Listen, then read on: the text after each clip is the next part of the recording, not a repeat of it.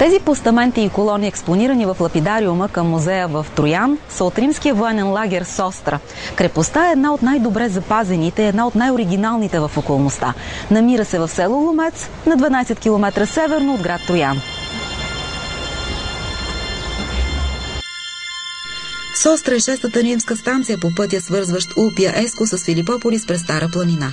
До военния лагер е била изградена и крепост със същото име. За да ги разгледате, минавате през много добре запазени до днес участък от римски път. Той е широк 7 метра и е направен от речни камъни.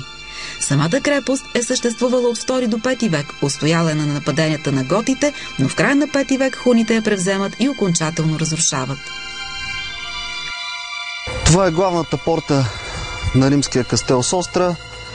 Тя е разположена на източната крепостна стена. Охранявана е от 2 провълвани фланкиращи кули.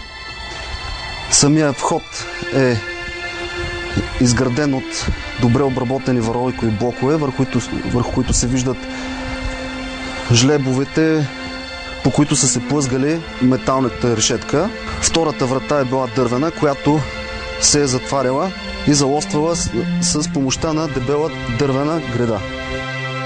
Сведенията сочат, че източната крепостна стена е строена в продължение на 30 години. Височината й достигала 10 метра, на кулите над 12 метра. Във вътрешния двор се помещавала принципията, щаба на военната част.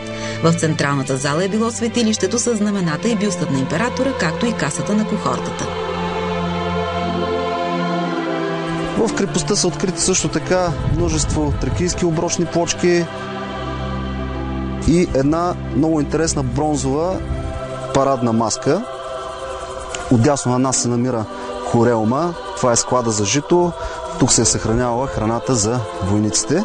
Отляво на хореума се е намирала квартирата на главнокомандващия офицер, която се е наричала Приториум, а насреща е южната порта на кастела Состра, която също е била фланкирана с 2 провълвани кули.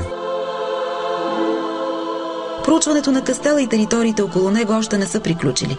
Археологическите разкопки, ръководени от Иван Христов от Националния исторически музей, продължават и това лято.